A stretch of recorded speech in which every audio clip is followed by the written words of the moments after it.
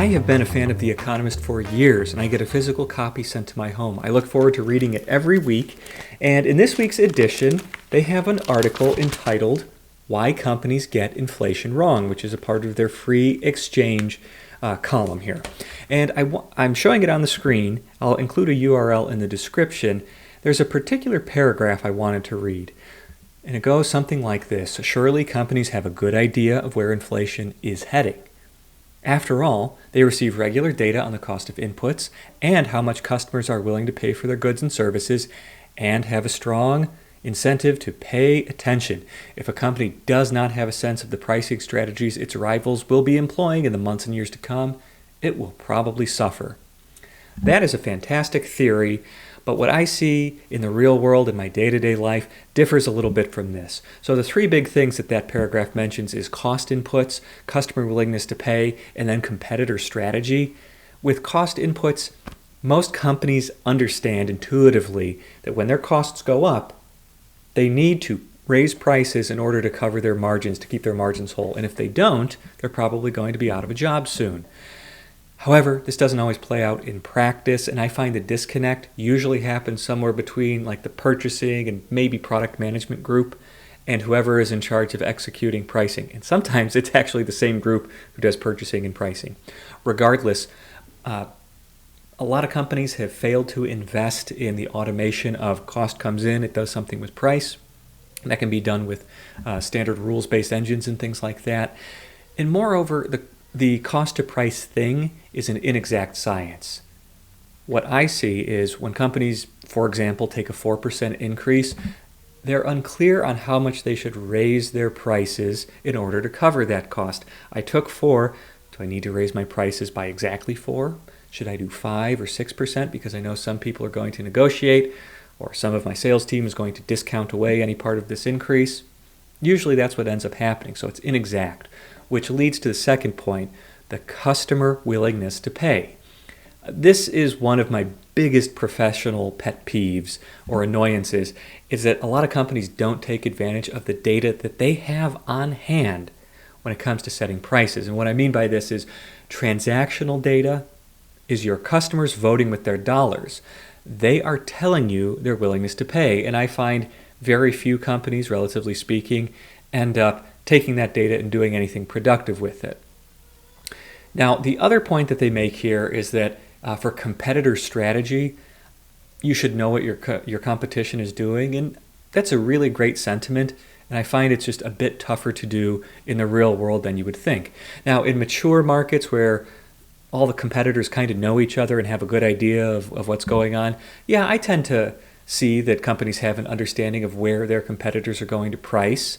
And it's important because my competitors can determine a cap on how high or low I could price. So if I have a $25 bottle of water that I want to sell to somebody, that's not going to matter if my competition is selling that same bottle of water or at least something similar for $1. So in that sense, competition is a cap on what I can do. Now, some adventurous or diligent companies will set up like web scraping operations to go look at their competitor prices and capture that over time so they can make a determination on what they think is happening in the market. And I think that's good as a general direction on what to do. But I always advise you don't want to strictly benchmark against your competition. Number one, they could be wrong. You shouldn't assume that your competition is doing anything the right way.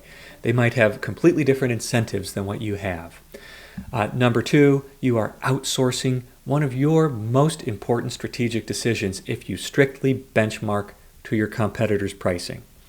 So what I say is use your competitor pricing as an input, but don't rely on it as the only input. You don't want to benchmark strictly on price because that means you're only competing on price, and that just leads to a race to the bottom. Try to figure out what makes you special and what your customers value about you. Again, easier said than done. So elsewhere in the article, as I scroll down here, there's a couple things that basically say unexpected 1% increases of inflation can lead to a 0.5% to 0.7% increase in the expectations of future inflation. And this is a problem because psychologically, inflation can lead to more inflation. So I, as an executive, If I see that there's high inflation happening, well, then that might lead me to continue raising my prices, which could in turn lead to more inflation. That is the problem that this article is attempting to address. And they also advise maybe you don't need to end up looking at all these reports like from the Bureau of Labor Statistics, like I've done in other videos. But I say, if you have the data, you might as well use it.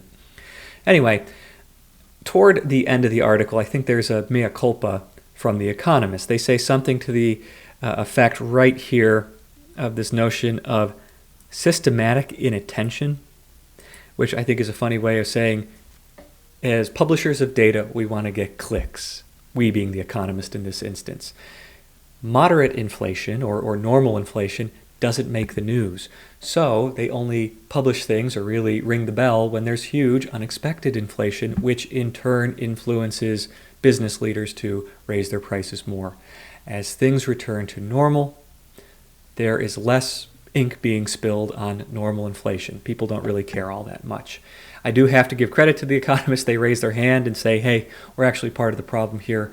We are some of the ones that end up pushing this high inflation narrative.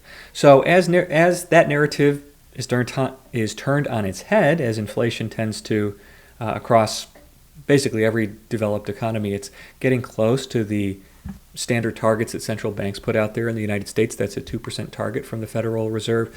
I expect we will hear less about inflation. And hopefully that means there are fewer chances for executives to screw up, because they should look at all the other data inputs, not purely inflation, when setting their prices. So that's it. I'll probably have more from The Economist over time. I always find something good in each of their articles or each of their issues. So thank you for spending a couple minutes with me, and I'll talk to you soon. Goodbye.